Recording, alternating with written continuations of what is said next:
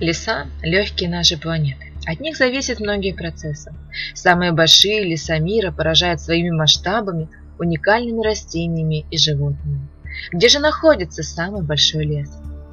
Я думаю, вы догадались, что на территории России. Таежные леса начинаются в европейской части России и разрастаются от верховьев Волги и Финского залива на восток, покрывают Урал, Алтай, всю западную и восточную Сибирь, пробирается в степные широты, захватывая Дальний Восток. Таежная зона занимает более 79%. Огромный дом для животных, насекомых и птиц. В нашем лесу очень много обитателей, и сегодня поговорим о самых известных. И для начала давайте отправимся в степные районы. И здесь первый, кто нас встречает, это суслики. Особенность этого зверька в том, что они растут на протяжении всей жизни. Сусликов можно заметить издалека, поскольку они становятся на задние лапы и всматриваются вдаль, чтобы вовремя обнаружить опасность. Они предпочитают жить в норках на глубине 3 метров. Суслики, как правило, обитают все вместе, но несмотря на это, у каждого есть свое отдельное жилище, отдельная территория. Они оберегают друг друга. Если кто-то ищет себе пропитание, другие их охраняют, а потом они меняются. Но это рысь. Хищник из семейства кошачьих, ее легко узнать. Короткий хвостик, густая толстая пятнистая шерсть и кисточки на ушках. А вот ее маленький детеныш рысенок, от которого она не отходит 2 месяца, кормит и защищает. Охотится рысь в основном ночью, и благодаря кисточкам на ушках она прекрасно ориентируется в пространстве, чувствует свою потенциальную добычу. Стоит отметить, что этого животного очень часто можно встретить там, где температура воздуха небольшая, ведь за счет своей густой шерсти она не мерзнет и может жить там, где много снега и достаточно морозные зимы. Кабан является широко распространенным животным. Внешне кабан выглядит практически так же, как обычная домашняя свинья, только носит щетинистую и теплую шубу. Окрас шерсти детенышей отличается от взрослых. Шерсть полосатая и светлая, но спустя полгода она потемнеет и отрастет, станет гуще. Кабаны не спят зимой. Они обитают большой стаей, протаптывая для себя широкие тропы. Питаются же они травой, ягодами, грибами, ветками деревьев. С помощью своего обоняния они находят еду даже под снегом.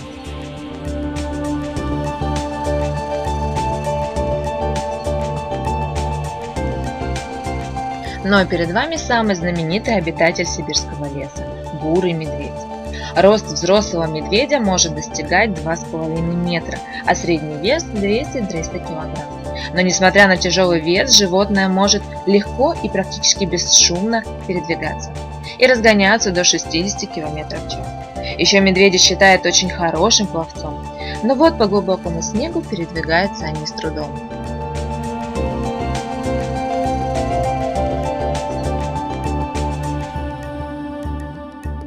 Медведи хоть и считаются хищниками, они всеядны. Едят мясо, ягоды, орехи, любят мед, едят насекомых, а также хорошо ловят рыбу. У бурых медведей независимо от возраста прекрасная память, поэтому они запоминают ягодные и грибные участки и безошибочно находят к ним дорогу.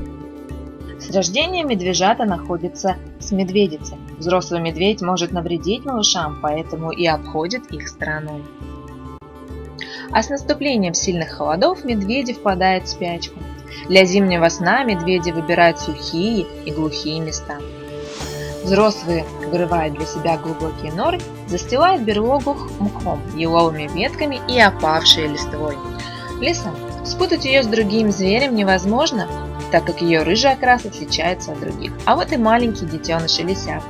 Зрение у зверя отличного, они хорошо ориентируются в местности даже глубокой ночью. Несмотря на то, что лиса хищник, она питается не только мелкими грызунами, птицами, зайцами, но и насекомыми, фруктами и ягодами. А это волк. Они отличаются высокой выносливостью и быстрой реакцией. Способны они преследовать потенциальную добычу со скоростью до 60 км в час, преодолевая за ночь не менее 100 км. А здесь же в траве среди насекомых можно увидеть еще одного хищника – еж. Небольшое животное, вес которого редко превышает 1 кг. Как правило, ежи выходят на охоту с наступлением сумерек, а в дневное время они находятся в своих укрытых норках.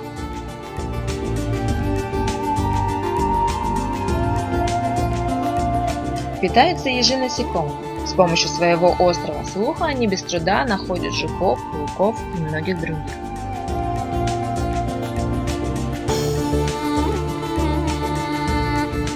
Ну а так как они питаются насекомыми, зимой они впадают в спячку.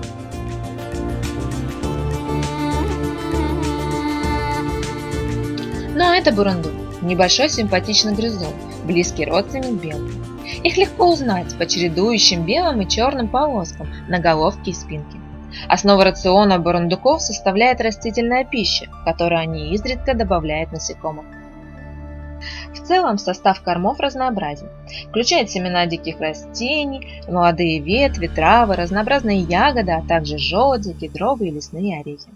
На зиму бурундуки делают запасы, при этом бурундук никогда не перемешивает разные продукты, а аккуратно складывает их на подстилки из сухой травы, отдельными кусточками, или же отделяет разные корма с помощью сухих листьев. Количество запасов в одной норке порой достигает 6 кг, а так как бурундуки занимаются созданием запасов пищи весь период до спячки. Наблюдая за бурундуком, можно увидеть забавный способ сбора урожая. Посмотрите, как интересно он собирает орехи и прячет их в защечные мешочки. И напоследок хочу показать еще одного обитателя – это лось. Его называют самым высоким обитателем сибирского леса. Длина тела достигает 3 метров, а высота в холке до 2,5. Окрас зимой темно-бурый, а летом почти черный. Также самцы имеют разветвленные рога, которые ближе к зиме они сбрасывают. Питается лось корой деревьев и кустарниками. Итак, всех обитателей вы можете найти в сибирском лесу. Лось, медведь, лиса, волк, суслики, рысь. Все они занесены в Красную книгу. С каждым годом их становится все меньше и меньше, поэтому и охота на них запрещена. Но сибирский лес огромен, о его обитателях можно говорить бесконечно. Сегодня я постаралась вас познакомить с самыми известными животными.